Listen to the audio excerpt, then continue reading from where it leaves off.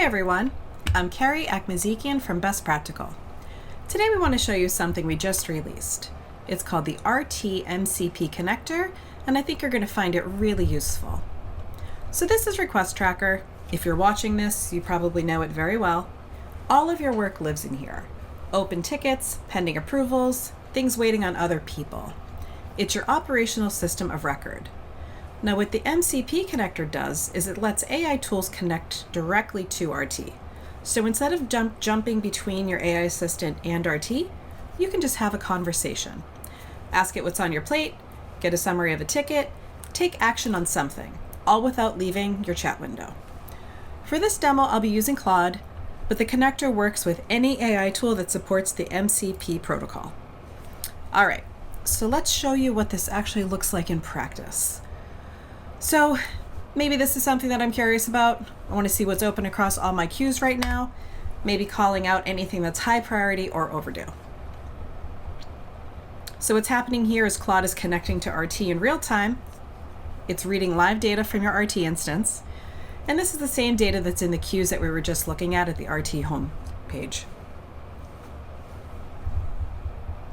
So there it is. Snapshot across all 4 queues, what's high priority, what's overdue, and this is data that's pulled directly from RT. So maybe I want to drill down a little bit. Let's say, maybe I only want to see things that are in my facilities queue.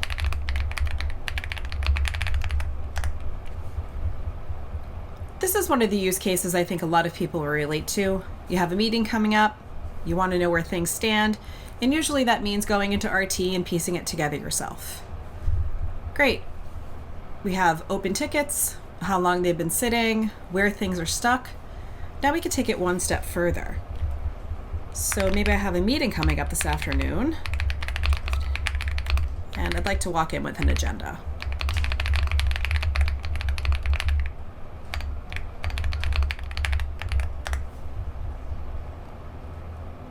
So now it's not just reading RT. Now we're using the data to actually help me do something useful. And this is part of where RT stops being just a ticketing system and starts to feel like an operational assistant. So a few seconds, now I have an agenda based on real live data from RT, ready to walk into the meeting. So now here's where things get really interesting. So RT is your system of record, but your work doesn't only live there. Your meetings are in your calendar, your team conversations are in Slack, your notes and docs are maybe in Notion. And when Claude can see all of those things at once alongside RT, it starts to feel less like using a tool and more like having an assistant who knows what's actually going on. So if I have a facilities meeting this afternoon, maybe I want to share an agenda with the team in advance. And if we use Notion, I could do something like,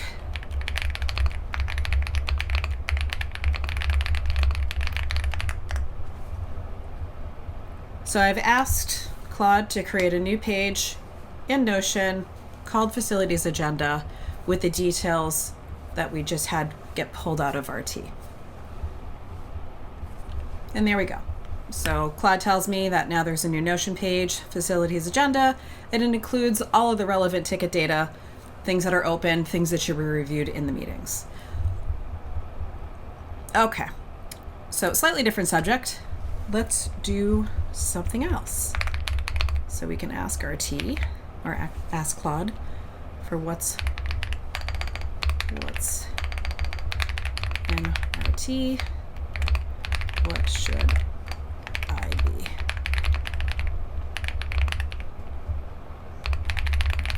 Okay, so this one is really useful if you're managing multiple queues or teams. Instead of just checking each one and trying to figure out where the problems are, you can just ask for a read on what's at risk. So what this has done, it's surfaced the HVAC ticket that's been open for 10 days that's waiting on a vendor. We see that we have some things down here that, there's a renewal that needs to be brought forward and it's a high priority. So this is something that it's marked as critical. And now these are the things that really are most likely to slip through the cracks, and now we found them without me really needing to know where and when to look. So we'll do one final thing that is really helpful. So you can see down here, there's some insights that are offered, and you can actually take it one step further. So now Claude is asking if for any of these tickets above, do we want to assign an owner? Do we want to drill down and see any more ticket detail, which is really helpful if you're already working in Claude alongside other tools. So maybe I want to go ahead and create, maybe I know of a new issue. I happen to be in Claude, so I'm going to have Claude create a ticket in RT directly for me. So let's create a facilities ticket while we're thinking about facilities for, let's say, a broken coffee machine. Lots of cranky people when that happens. So I want to say it's in the main kitchen. Pretty high priority. And let's see what happens.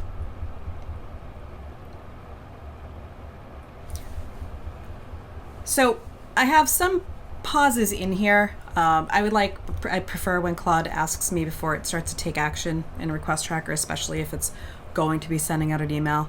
So in this case, Claude is coming back and saying, hey, is it okay if I use create ticket in Request Tracker? So yes, I want it to create a ticket. I'm going to allow it to do it one time.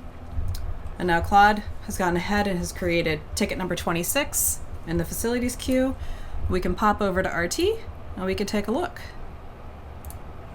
So if I go back to my RT homepage, we're going to wait for the new tickets to show up. And right here.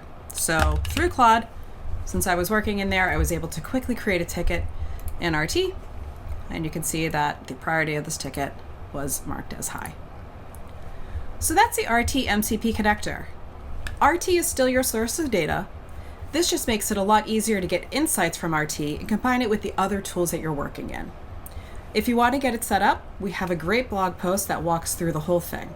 And if you have any questions or want to talk through what this could look like for your team, reach out to us at requesttracker.com.